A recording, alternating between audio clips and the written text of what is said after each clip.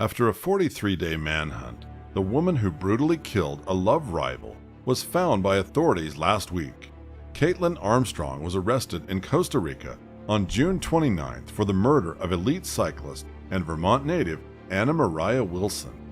The yoga teacher wanted for the star cyclist murder to have successfully vanished from the public eye. So who is Kaitlin Armstrong, and how did she evade justice for 7 weeks? Hi, and welcome to Mysterious 7. I'm Michael, and today I want to take you inside the murder case that had the United States of America racing to find answers for almost 2 months now. Kaitlin was born to Michael and Sharon Armstrong and grew up in Livonia, Michigan. Although there aren't too many details about Armstrong's parents, they have been making public appearances since the murder of Anna Wilson. The couple made several public appearances even as Wilson's murder investigation was ongoing, and their daughter Kaitlin Armstrong was on the run. During his appearance on the show Good Morning America, Michael insisted that his daughter wasn't a killer. The 34-year-old yoga teacher's father said, "I know her. I know how she thinks, and I know what she believes. And I know that she just would not do something like this. I know her. I know her." Michael was asked about the police's accusations against his daughter for killing Wilson, and he said that the police believe what they have. He added that he knew that his daughter didn't kill Wilson, and noted that there were still a lot of unanswered questions. Later, on May 24th, Kaitlin's parents accused her boyfriend Strickland of cheating on her with Wilson, even though the couple was in a long-term relationship. Armstrong's parents said they, meaning Armstrong and Strickland, were in a long-term relationship and they were living together. "I know the media has portrayed her as a romantic rival, but that's not the case. He was cheating on her with Anna Wilson.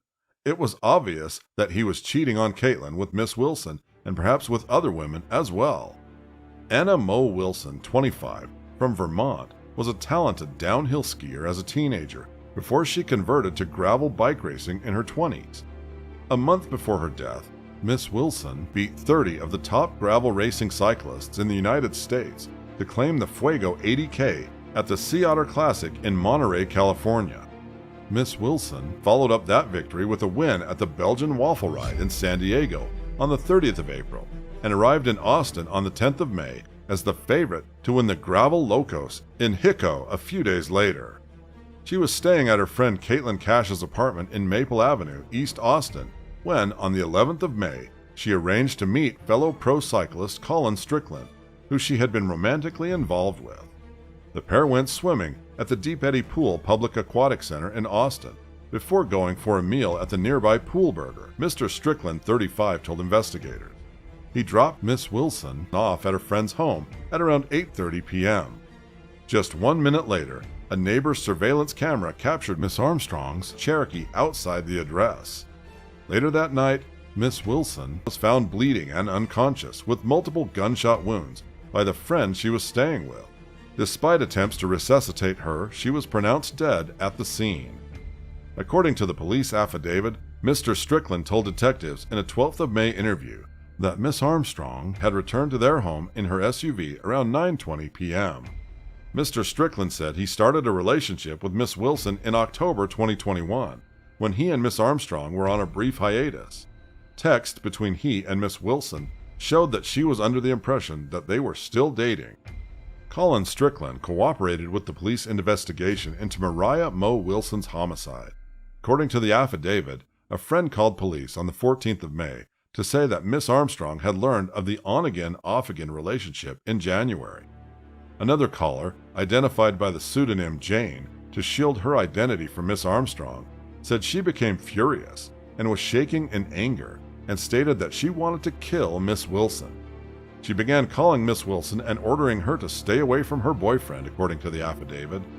In an interview with police, Mr. Strickland said around that time he purchased a 9mm handgun for himself and Miss Armstrong. During his police interview, Mr. Strickland spoke in glowing terms about Mrs. Wilson's career as a pro cyclist, describing her as the best gravel cyclist in the United States and possibly the world. He was not nearly as flattering about his girlfriend, Miss Armstrong, also a competitive cyclist, telling officers he had asked her not to ride with him because she holds him back. Mr. Strickland, 35, told reporters that the police affidavit implying he was still romantically involved with Miss Wilson was skewed. Mr. Strickland admitted dating Miss Wilson in October 2021 during a break from his relationship with Miss Armstrong, adding that she was also seeing other men at the time. But he insisted that since then his friendship with Miss Wilson had been strictly platonic. From the other accounts, this little fact may have been unknown to her at the time of her murder at the hands of his current girlfriend, Miss Armstrong. Strickland has called the affidavit that described this interpretation misleading in an interview with tabloids. But as revealed by their text messages, Wilson also seemed to believe that Strickland and herself were in a relationship. Texas police reportedly believe that Armstrong may have targeted Wilson based on that. When Austin detectives investigating the murder of Moriah Mo Wilson interviewed their key suspect 3 days after her death, they found her to be angry and evasive. Kaitlin Marie Armstrong, 34, turned her head and rolled her eyes in an angry manner when asked by Detective Katie Connor on the 14th of May about her boyfriend Colin Strickland spending time with Miss Wilson on the day of her murder just 72 hours earlier, according to the police affidavit. Austin police called Miss Armstrong in for questioning after they discovered that a real estate agent and part-time yoga instructor had an open misdemeanor warrant on a theft of services charge.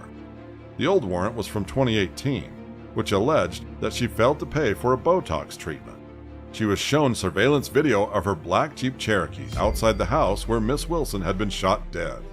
Police say she was still and guarded, and eventually nodded at the suggestion that maybe you were upset and just in the area. During the interview, detectives learned that the arrest warrant was not valid, and they couldn't hold her. They had to release Armstrong when her birth date on the Botox warrant and in the APD system did not match up. Armstrong then requested to leave, so the interview was ended, stated the affidavit.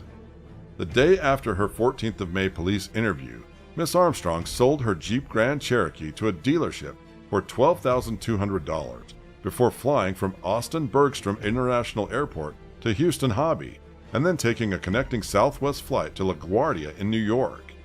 Armstrong became a fugitive from the law and reportedly deleted all her social media accounts. Meanwhile, Texas marshals issued a warrant for her apprehension. It was unknown whether she was still driving her car or had abandoned it somewhere around Austin at that time. Federal agents said that they hadn't found Kaitlin Armstrong's black Jeep Cherokee, plate number LDZ5608, but the information was widely publicized, and many citizens called in eyewitness accounts of seeing black Jeep Cherokees across different states. As it turned out, they were all wrong. Kaitlin Armstrong had already fled the country by that time.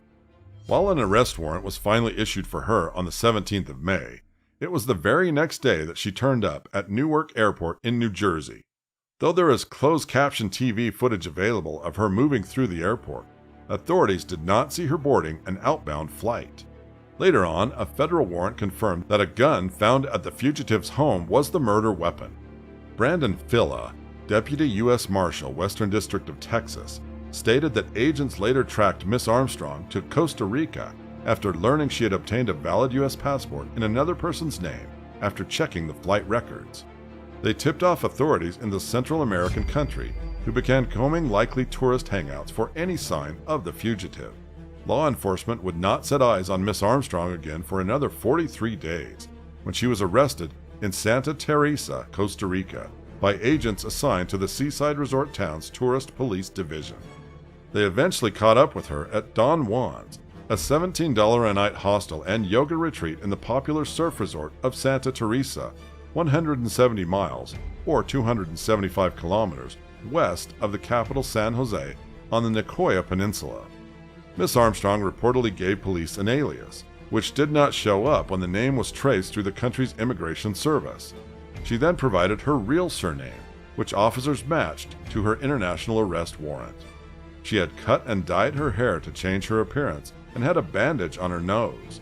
A staff member at Don Juan's confirmed that Miss Armstrong had been staying there at the time of her arrest.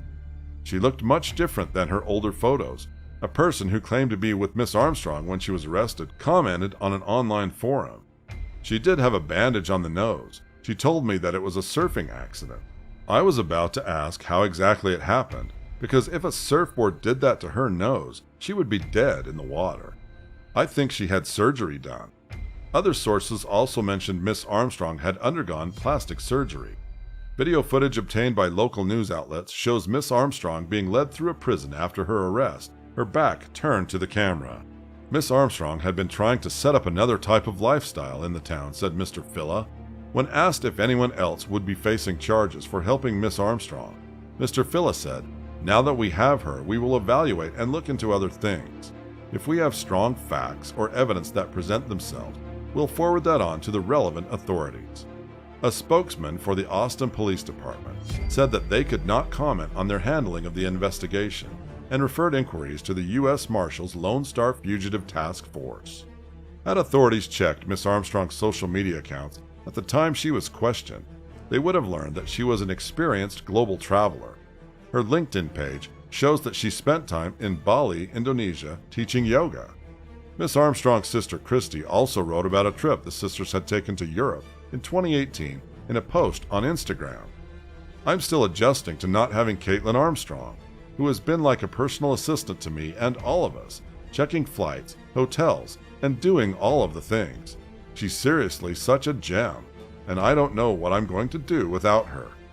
In a Costa Rica travelogue last summer, New York Magazine described Santa Teresa as a laid-back surf town where beachfront hotels offer morning yoga classes and surfing at sunset. The laid-back town of Santa Teresa has blossomed into a booming travel destination and is recognized as a world-class surfing spot. Yet many people just come to enjoy Playa Santa Teresa, writes the webpage for Go Visit Costa Rica. Announcing her arrest, U.S. Marshal for the Western District of Texas, Suzanne Pomerleau, said they had evaluated the investigation to major case status early on, which likely played a key role in her capture. She was deported to the U.S., where she will be charged with first-degree murder and could be liable for the death penalty.